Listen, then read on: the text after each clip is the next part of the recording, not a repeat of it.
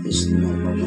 క్షమించండి అయ్యా. అనేక మంది బంధువులు స్నేహితులు అనేక వారిని పిలుచున్నారు. ఈ వాక్యములు సెలవిస్తుంది, గుడ్డి వారిని పిలవండి.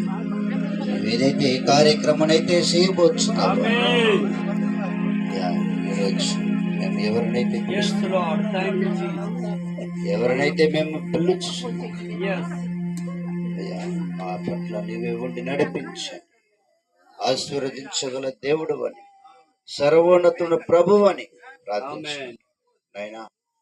ఈ సోడి వారి కుటుంబం భద్రయ్య కొడుకు మరి ఎడమయ్య ఆయన జ్ఞాపకం చేయండి.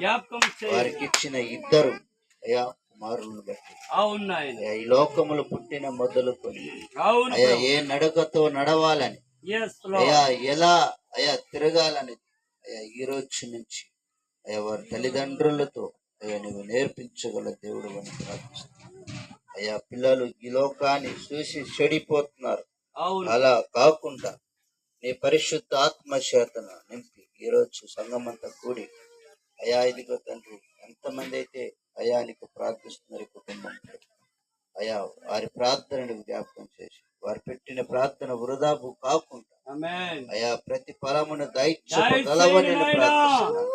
ఆత్మల శక్తుల నుండి యేసు నామమును తొలగించి అయా స్వహస్తపరిచి అయా ఆశీర్వదించగలవని ప్రార్థించుకుంటూ మా ప్రార్థన జ్ఞాపకం చేయమని యేసు క్రీస్తు నామమున ప్రార్థన అడిగి వేడుకుంటున్నాం ప్రభు. ఆమేన్.